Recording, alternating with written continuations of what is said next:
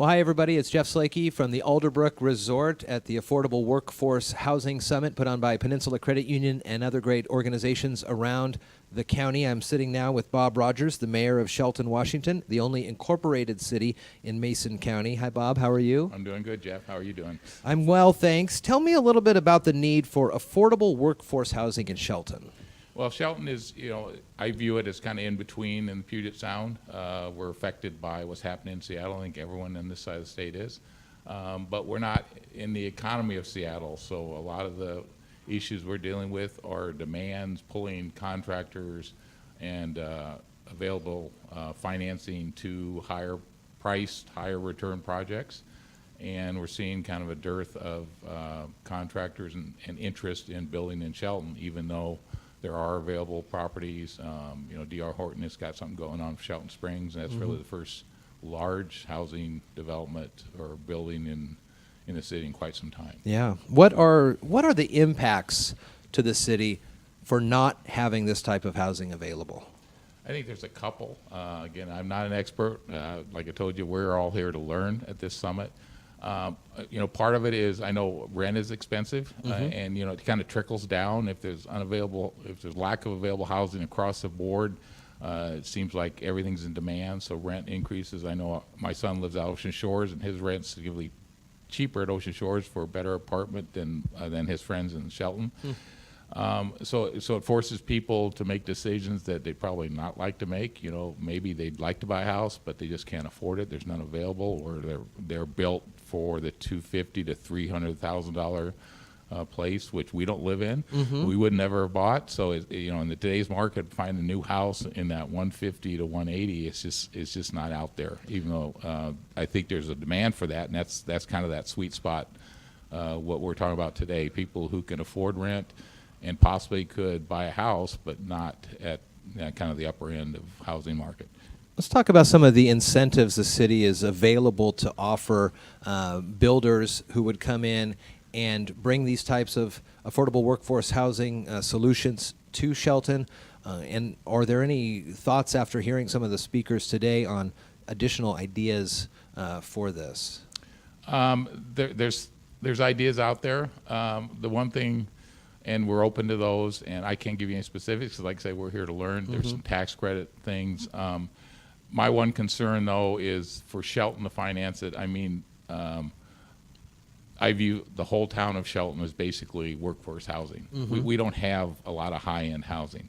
So whatever we do locally to create tax incentives or initiatives that cost us either out-of-fund pocket or lack of future tax revenues affects everyone. And so we're, in some ways, we want to be careful not to hurt people who are already in town who are struggling to pay their utility bills, paying their property taxes, and could easily become someone who loses their house or loses their rental to subsidize new. And so that's, I think, a trade-off that we really got to be careful with.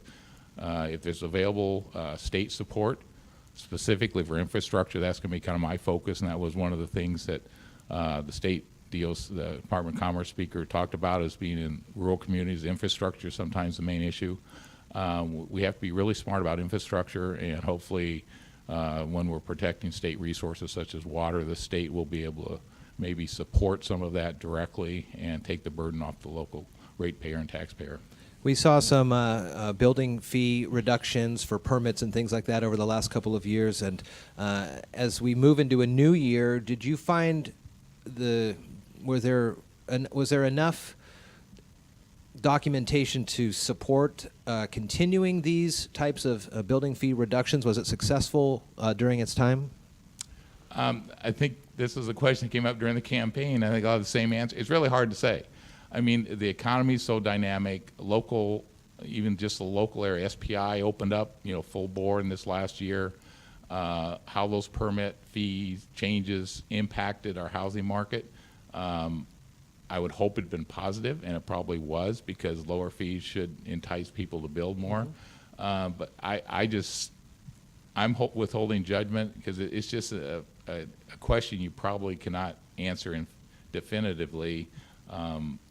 at all. For So maybe a few years down the road. or a few years down the road, if the economy or something was more stable and you maybe played with them, you might have a better answer more quickly. But I think during the time that was done, I'm not questioning the idea, because at that point we weren't building hardly anything in town. Sure. So it increased. So and with a minimal or fairly small impact to the general fund, the more permits, we made more money. We could have made more money if we had higher permits, but it was still a positive for the community. And now whether that was direct effect, I'm going to withhold judgment on that.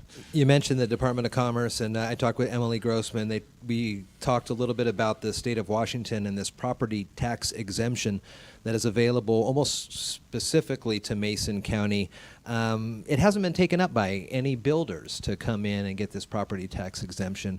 Are you familiar with that program? Did you learn about that this morning? I learned that this morning, and Joe, I was sitting next to Councilmember Schmidt, and we both looked at each other and we wondered why, and so that's something we will discuss and look into. And do you think that it's the responsibility of the Department of Commerce to promote this to the building community, or within the council members' purview to talk about this, or how can we get the ball rolling and find someone to engage in this before it goes away? Yeah, I potentially? think Emily mentioned, it's typical of new projects. They usually it takes the guinea pig out there first to kind of experience it, and it may not be exactly what was anticipated, but it's a work in progress.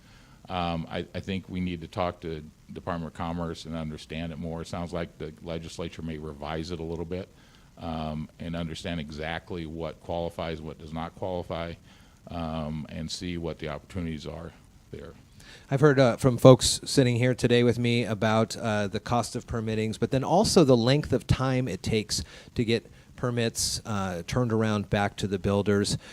Are there thoughts and plans after today to look to streamline those opportunities for folks to avoid long-term permitting processes that increase the building costs during that time of kind of waiting for the permits to come back in? I think the current department is working hard with that, with a new city manager on board. I think that's generally a focus, one of the focuses, won't be the main focus, but one of the focuses in the city to make sure that permitting is correct and timely. And we'll look for that to be worked on in the future. I know that department is continually working to try to make things better. It's a department that does get complaints, just like other complaints. Mm-hmm. But it is something they need to continue to work on, just like everyone's business. You always want to continue to be better. And I think with the new manager, that will probably initiate more thought in that area, how to improve things. He's come with a great background from Ridgefield in the planning area, so they probably have some systems down there. That's a high growth area, so they probably know how to ram permits through quickly and efficiently, so it'll be good input to get from him. I understand that there are certain waiting periods that are needed for environmental impacts and things like that, but additionally I'm hearing that in certain other counties there is a backlog of permits that are needing to be looked over and approved. Is that the case in Shelton, or is it more of the time spent in between the waiting periods for those permits? I honestly couldn't answer that question, Jeff. Okay. I know they've worked hard to have quick turnaround permits turned around quickly, one day, or at the counter type permits. Mm-hmm. On the longer type permits, I'd have to talk with that department or the new city manager or with Darren. What have you heard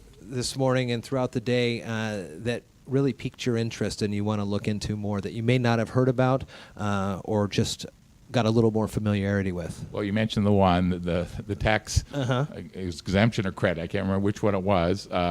That was Mason County was the only county that qualified. Yeah. That was interesting. I think some of the tax issues, incentives. I think incentives are much better than tax reductions, because that takes it off the rolls for a while. And again, that's kind of unfair, at least for the locals, to have their property taxes paid to subsidize others. But I think if we have incentives either through zoning or through building codes that we can entice infill where the infrastructure is already there, I think that's would be a big plus for Shelton. Bob Rogers is the mayor of Shelton, Washington. Again, that's the only incorporated city in Mason County. Thanks, Bob. Okay, thank you, Jeff.